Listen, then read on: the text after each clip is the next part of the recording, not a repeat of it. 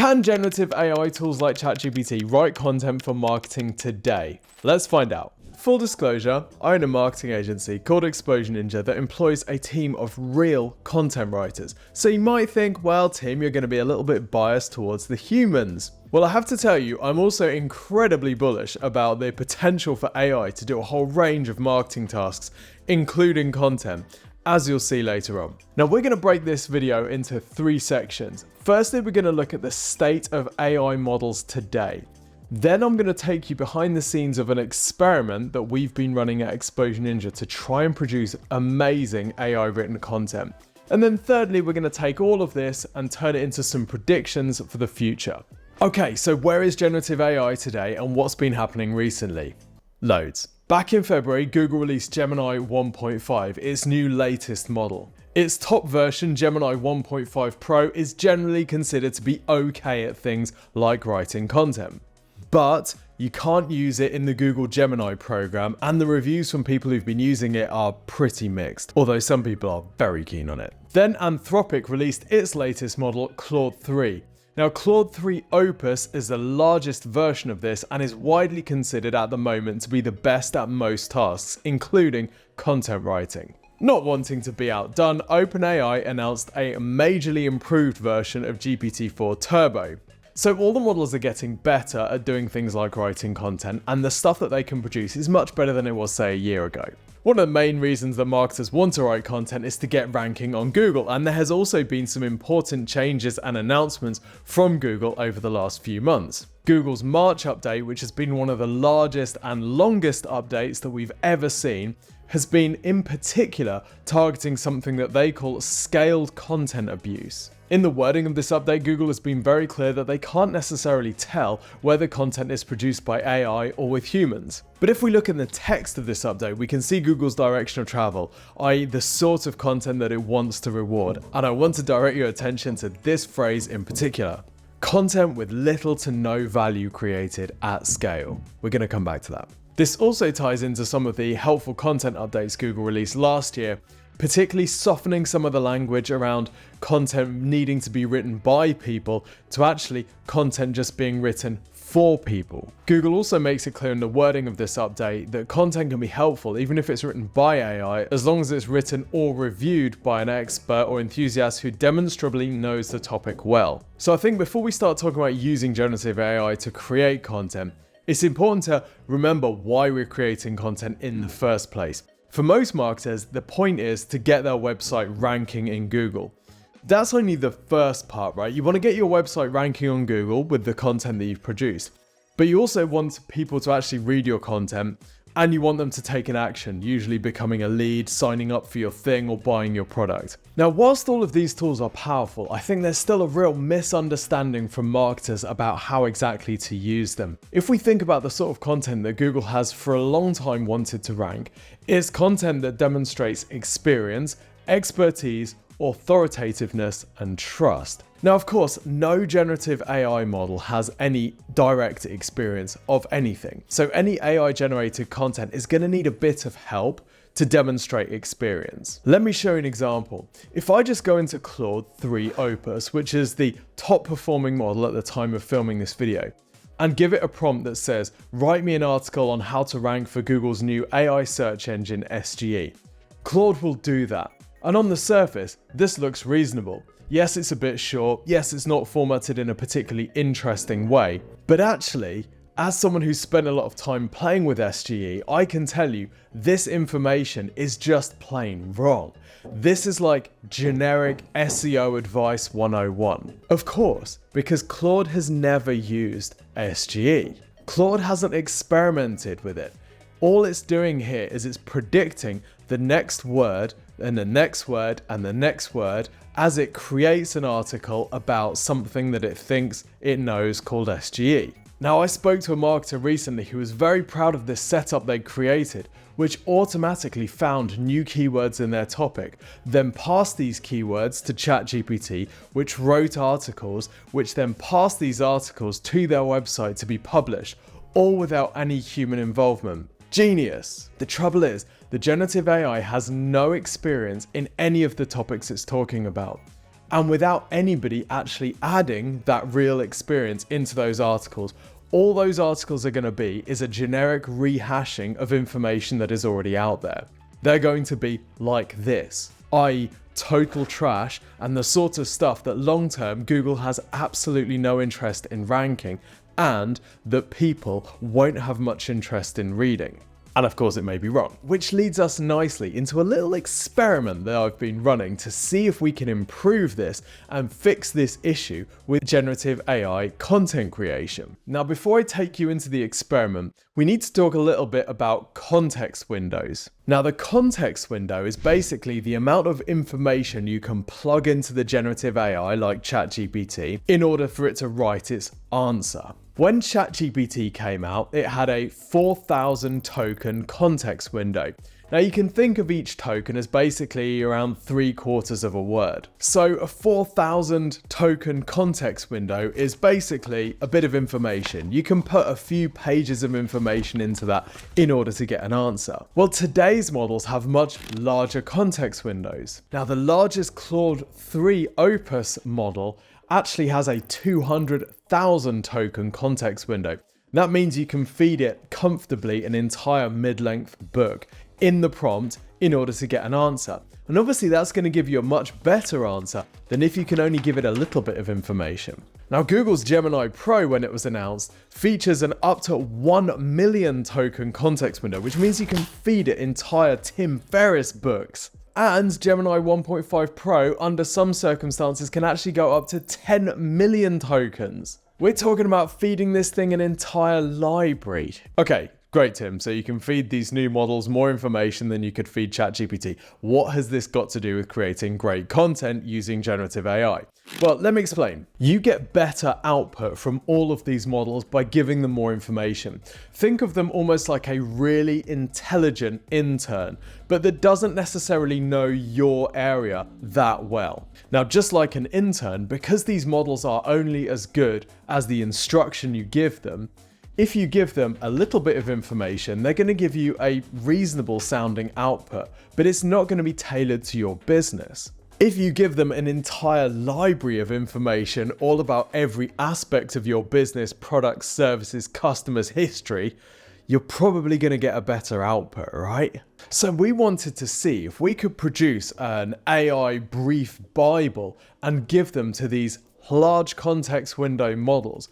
Could they produce much better content than this middle-of-the-road generic output? Okay, so here's the process that I used. If you want some help with your digital marketing from the team here at Exposure Ninja, real human ninjas, not the AI type, then you can request a free website and marketing review. Now, some of the world's largest brands have requested this free website and marketing review because it is awesome. Here's how it works. If you go to exposureninja.com/review and tell us a bit about your business, we will then analyze your current digital marketing. We'll also analyze what your competitors are doing as well. We'll take all of this information and we'll present it to you in a 15 to 20 minute video, which we send to you by email, usually within 3 to 5 working days. This service is completely free of charge, and as of yet, there are no AIs involved. That would certainly save us a bit of time. Currently, there's no way to do that. So it's purely human. Now, not every business is eligible for this, so you do need to go to exposureninja.com/review and fill in the form to request yours today. Okay, so here's the process that I used. Firstly, I explained I wanted to write an article, and I had Claude 3 design me a project plan.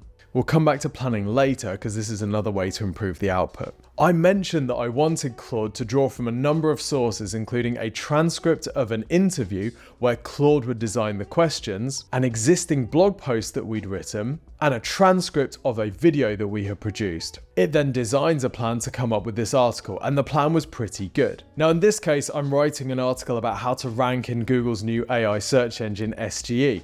And we've got videos and blog posts about exactly how to do this. So I went onto YouTube and got the transcription for this video, which I then pasted into a Google Doc. This thing's pretty long. I also then pasted in an entire massive long form blog post that we'd written about this topic, which included examples. I gave all of this to Claude, and I then had it design some interview questions where it could interview me to get more info about this topic. These questions are pretty good. So what I did was I read these questions and then answered them in as much detail as I could.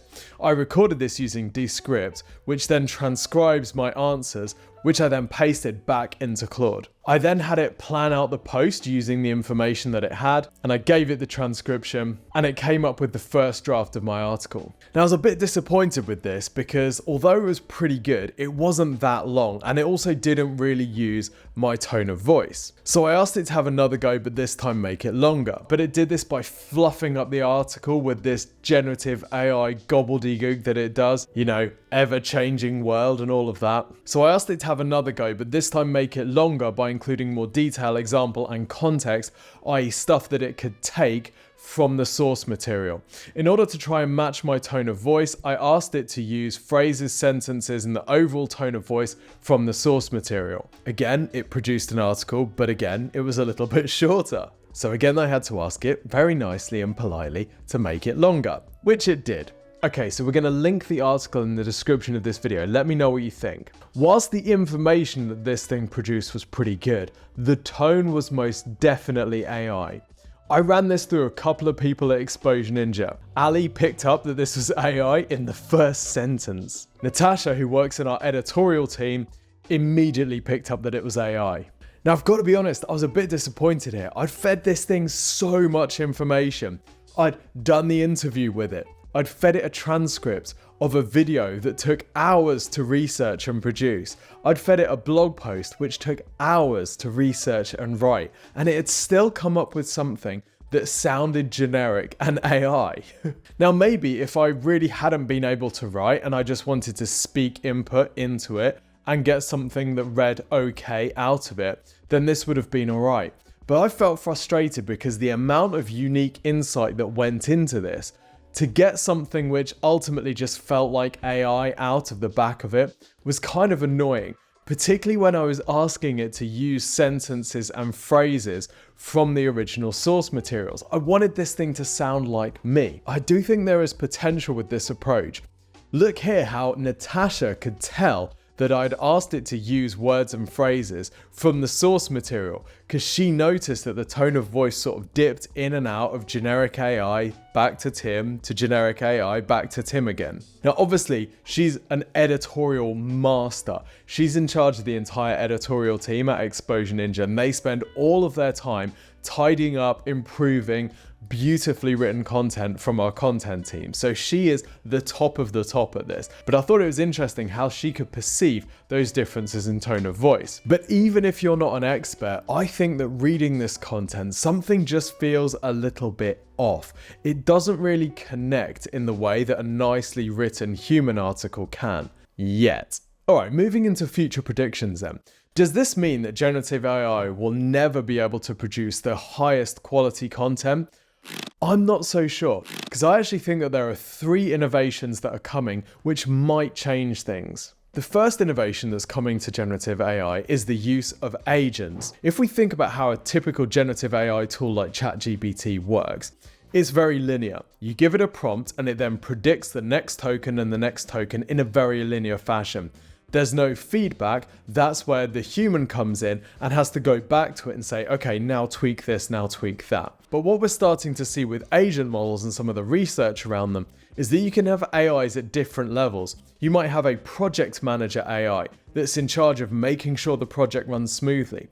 It's then delegating out tasks to other AIs, which are doing bits of research and creating things, then feeding them back up to the project manager AI, which can then give feedback, correct the output, and then move to the next stage.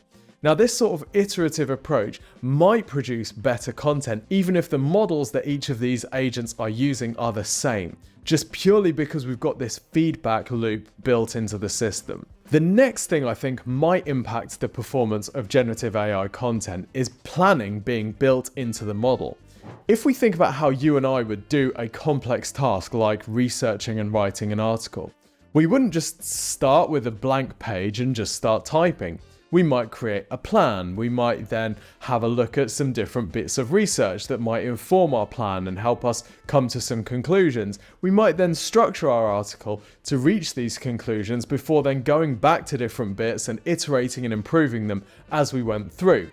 In other words, we don't just go from point A to point B. We kind of go from point A to point B, back to point A, round the loop again, come back, point A, point B, and eventually, somehow, we end up with a finished article. But large language models aren't designed to do that. All of these tools at the moment just predict the next token. This is why they suck at tasks like write me a 2,000 word article. That article will never be 2,000 words because they don't have the ability to go back to the start, count all of the words, edit, go back to the start, count all the words, edit, until they've got 2,000 words. They just start writing. But if future models have this planning ability built in, I think that will make them much better writers because they'll use a similar approach to how we humans come up with unique insights. The third thing that I think will improve the performance of these generative AI models to create content is larger and better models exhibiting more emergent behaviors. The honest truth is that really no one actually knows how these models even work. Anthropic even has a team inside the company whose entire job is to try and figure out what's going on inside the models that they're building. Now, each time one of these more powerful models trained on more data and with more parameters comes out, we see what are called emergent behaviors. These are skills or talents, things that weren't anticipated when the model was created. But the models seem to be becoming better at different tasks, even if they weren't necessarily trained on those tasks, the more they learn about the world. I think, therefore, we can expect these models to get better at creating content as they get bigger and as they get trained on more data, even if they're not specifically trained to write content. As it stands right now, in our opinion, generative AI isn't ready to produce super high quality articles that would be acceptable to publish on your website. We use it with the team at Exposure Ninja to come up with ideas and to brainstorm and to come up with content plans. But ultimately, we still have to have the team writing these articles and then human editors checking and improving these before they're ready to go, if we're to produce the absolute best content that we possibly can. And I would argue that for most businesses, that really is the only content that's worth producing. As the world fills up with generic generative AI content that adds nothing new to the conversation, has no direct experience of the things that it's talking about, Google is going to prioritize the stuff that does have new insight, that is clearly written by someone who understands this area. And that's also the sort of content that humans are most going to resonate with. If we wanted a generic answer, we could go to ChatGPT and get that generic answer. If you wanted a generic answer to the question that this video is solving, you wouldn't have been watching all the way through to now. The thing that's connecting with you is a human's perspective, a human who's been testing and using these things. Now, that's not to say that generative AI isn't useful. Absolutely it is. I think brainstorming, particularly if they are really long tail queries or things that have never been written about before, actually generative AI can be an incredibly useful tool there. But I think for many queries, particularly related to a lot of things that businesses do, at the moment, website content from a legitimate first-person expert is still the most valuable marketing asset that you can have. Will this change over time? I'm almost certain of it. But as marketers, we have to use the best tools that we have available now to produce the best marketing creative that we possibly can. And right now, that is a mix of AI and human. But of course, I'll be the first person to let you know as soon as that changes. One thing's for sure though, nobody knows the timelines on this and nobody knows what these generative AI models are going to be capable of in the future.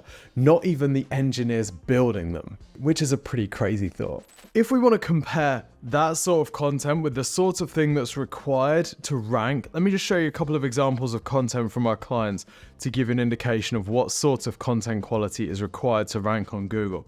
So here's an article on DSLD mortgage about VA loans versus other mortgage types. Now it's got a date that this was updated, and look at how detailed this guide is. Firstly, we give a breakdown of exactly what VA loans are.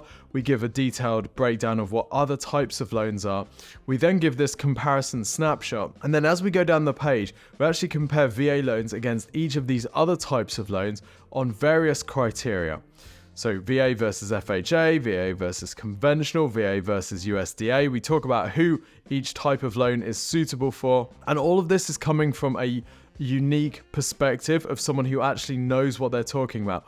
All the sources are cited, so there's huge amounts of credibility here. And then it's written by Dana, who is a senior vice president of finance at DSR Mortgage, i.e. knows what he's talking about. Here's another example for our client golf course lawn. This is a yearly lawn care schedule. And I want you to think about the difference between asking ChatGPT how I should keep my lawn healthy throughout the year to something like this. Okay, so we've got some information about spring lawn. We've got embedded videos which give Ron's perspective on exactly how this is working. All of this is written in a very conversational tone of voice, linking through to the right products, and he's talking about these products, and by the way, they're products that are linked in the shop. This is broken down by month. We've got some videos that illustrate specific techniques. Again, we've got links to products, all detailed, as much detail as required, no more. We've got some examples, we've got some demos, we've got examples here of a starter soil test kit with a link to go and buy one. Look at this quality compared to just asking ChatGPT what I should do to keep my lawn healthy. We've then got a list of products, we've then got more videos, more illustrations. This is the ultimate guide. So what we want to do is get to a point where Google has no choice but to rank our content because it is the best content on the topic. Of course, one of the most major shakeups in the world of digital marketing is happening right now in search with Google's generative AI search engine, SGE. We've figured out how to rank in it, and in this video we show you exactly how to do it. Until next time, see you soon.